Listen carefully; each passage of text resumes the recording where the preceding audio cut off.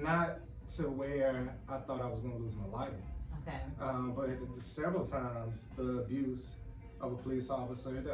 For one example, this is before I moved to North Carolina. I was in Chicago. Me and my cousin, we were walking down the street. We're down on I think it was on 36th, 34th, somewhere around there. And we're walking from Jules, which is the grocery stores out there. So we're walking back from Jules, and we're just walking down the street. We got grocery bags in our hand. We're both 13, 14 years old, but we're both tall. We're both 6 feet or taller. Yeah. But you can look at us and tell we're kids.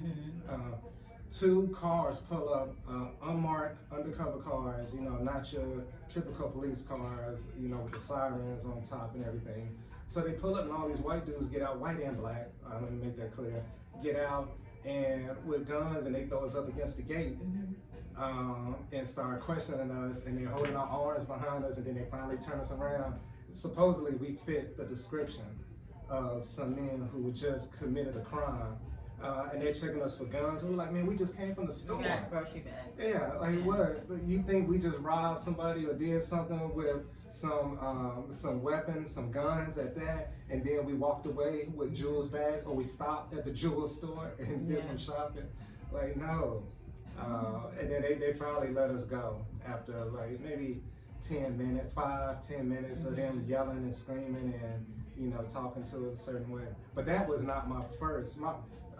It was several incidents. My first incident, I was probably 8, 7 or 8. The first time I dealt with a police officer, probably 8 or 9, because my younger brother was born, and this is when we were living on Sealy, off the Damon. So we were outside, me and a couple of little kids. We're kids. The oldest is probably 9. It's the oldest child. It's like 3 or 4 of us. We're outside playing, but we're playing outside of this corner store, this little corner store you go to. And the police car pull up, white dude get out, it's him and a female police officer. She was cool, but he get out and he's cursing at us, telling us, what y'all doing, little bastards? And we just kids. We just little kids outside playing. And he was like, get from in front of the store, playing around and stuff. Yeah, that's what he said. So we had to move from in front of the store. It's just abusing your power. Yeah, but kids. But you got to think, when you're 8 and 9 years old, an adult looks like a giant. Yeah. So we're looking up at this huge white man. He got a uniform on. Yeah, with a gun on his waist. Yeah. So, but it's just a part of it. It really numbs you. So, to me, there was nothing outside of the norm. I didn't notice a difference in society until I moved here to North Carolina, and just some of the day-to-day functions were different. Leaving a big city, coming to a smaller city with smaller population, it was a lot different. Better. Better as far as hospitality, just from people in general, but it switched. I found down here, I had more issues with black cops than I had with white cops being here, which was very surprising. But I've had more run-ins. I've had them draw their guns on me a couple of times. I had them talk to me disrespectfully, which made me have a certain tone, which didn't help the situation. But yeah, and it's always been with the black ones. The white ones was not saying they were cool, but they were at least professional. I remember being caught drinking, and he was like, "Can you drive?" I was like, "Yeah." He was like, "Pour it out and go straight home." Cool.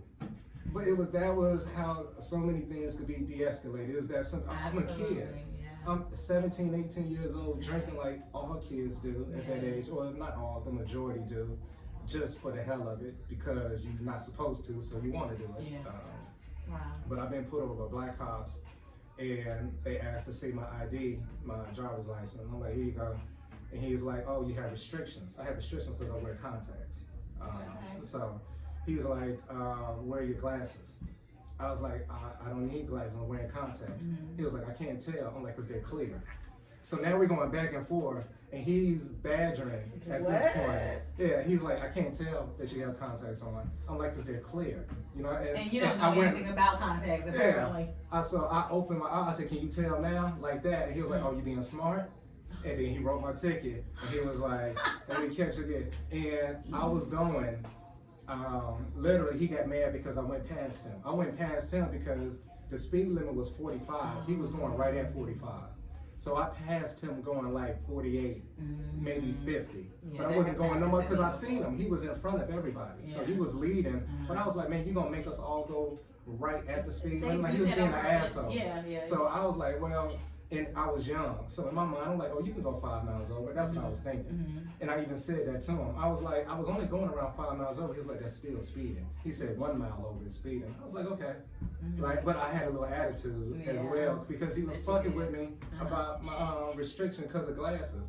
And it's stuff I've never had a police officer tell me, oh, you have restrictions, you know, for your eyesight, wear your glasses. I've never had that happen before.